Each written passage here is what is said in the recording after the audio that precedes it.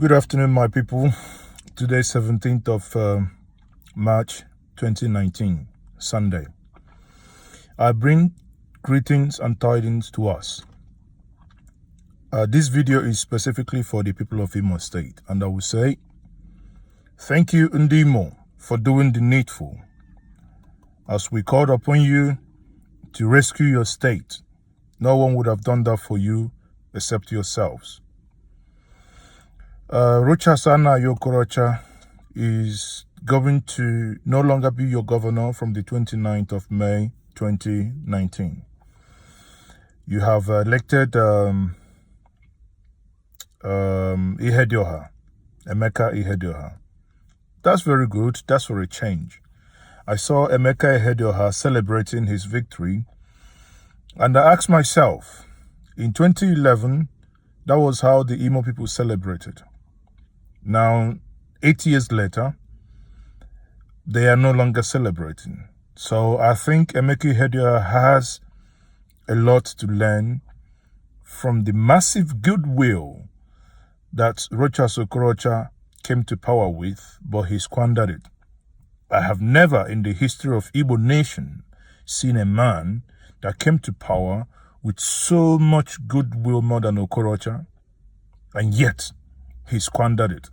Even when people were aware, in 2015, a lot of people actually questioned themselves, how could Okorocha have won re-election? He was given a second chance, yet that second chance was not utilized.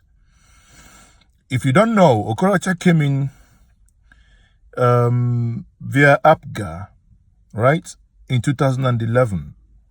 When, there was this silent movement within the Southeast for APGA to take over the whole of governance in the Southeast. Even when people, were kind of thinking, okay, if we cannot do anything at the federal level, at least the state level, that's where the Igbo control. Let us do something.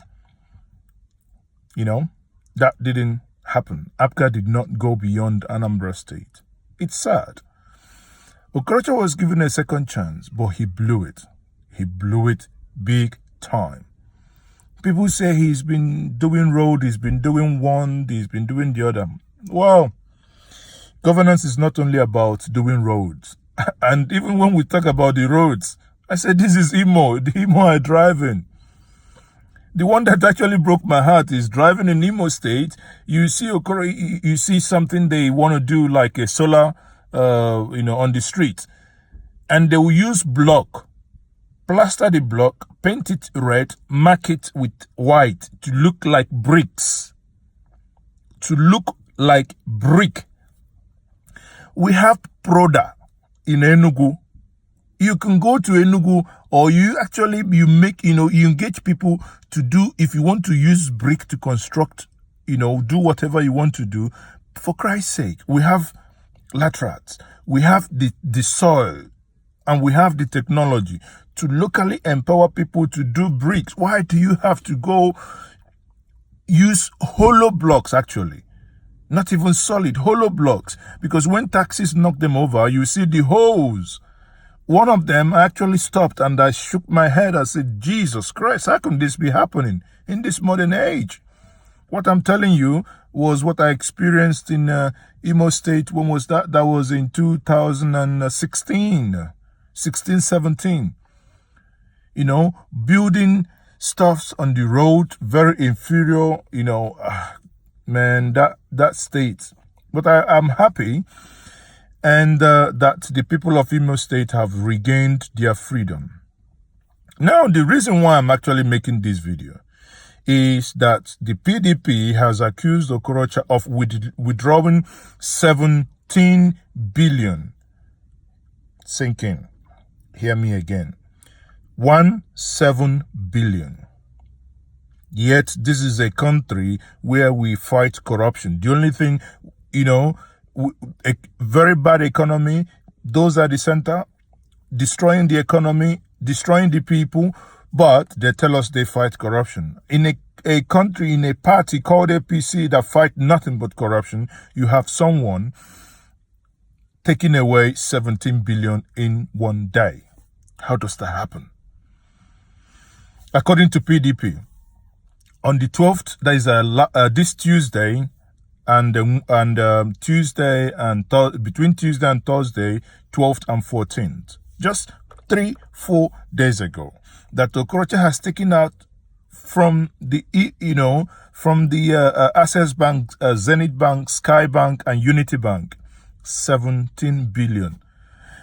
What is EFCC doing? What the law says is that you cannot prosecute a sitting governor because of immunity, but the law does not say you cannot investigate. What we are calling for now is that EFCC should start investigating Okorocha now. From the 29th, we expect on the 30th of May that Okorocha will be arraigned. Then he has no immunity anymore, if APC has anything left. Well, I doubt. We have people within the APC ranks and files that have been engaging in massive looting and corruption, and no one actually does anything. 150 cars, 150 vehicles were moved away from Imo State Government House. Properties, furniture, electronics, we learned has been taken to Oboko, Idato, where Okorocha came from, his country home. Oh, Imo, Ebeu, how has the mighty fallen? The mighty has fallen. Imo, the state that had men of timber and caliber, men like Dame Bakwe, he will be crying in his grave. How did we fall this low? How? How did Imo fall this low? We have over 300 uninstalled transformers we had according to the PDP. We are taken away and scattered away. Ndi Imo, Ebel, how did this happen? We heard that there is massive employment going on in order by the time, and these employment are backdated. We had something like that during Hakim's time. Again, it's repeating itself. We had equally that CFOs are being issued right, left, and center to people. Just that whenever the next government comes in, it's got a lot to grapple with. Someone will say, yes, it's the people you employ them and this, that. But look at it this way. When you employ these people, due diligence was not done. Are we going to be able to pay these people? You're basically creating the downfall of the next government coming in, because when he comes in and, sacks these people that you've just employed in the last minute drove, people will be shouting, oh, Ihedioha, we voted in, came in and started, disengaging our people. Imo, how has the mighty fallen? It is quite sad, because reading, I will put this here for us to read. Reading the content of the PDP letter, and I said, if these are, verifiable allegations, it is sad. And one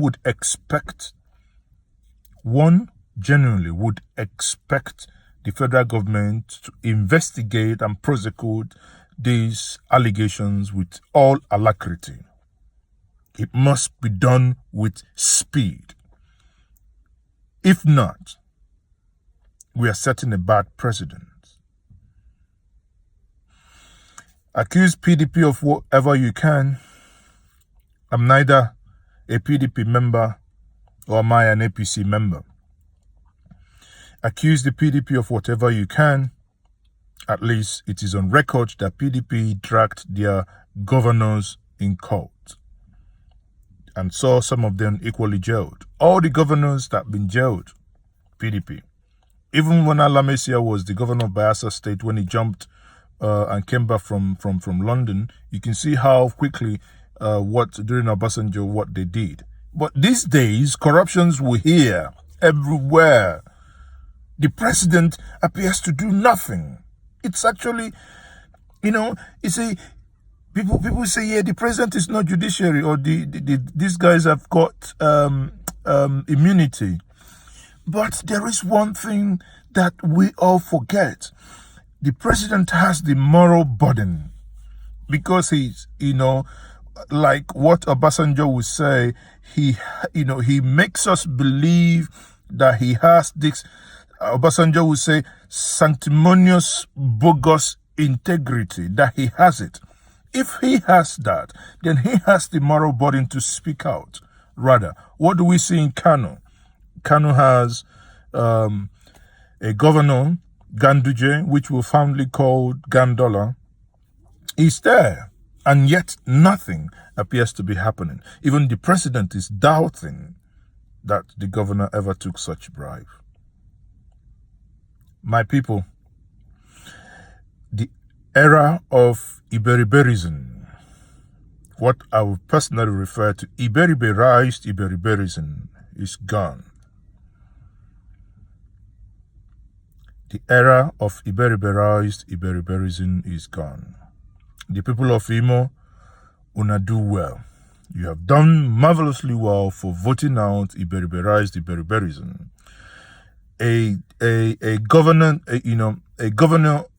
Governance empire that was about to be created in the state, that is a family's business kind of governance, or what sometimes I actually refer to as sexually transmitted governance. If you marry somebody's daughter, the person governs and hands over to you. That's a sexually transmitted governance. The same way we have sexually transmitted degrees in our universities, where lecturers sleep with people and give them marks. All are evil. Those nonsense must stop.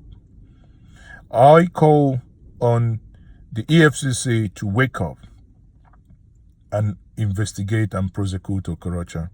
While that is happening, we must as well be alert.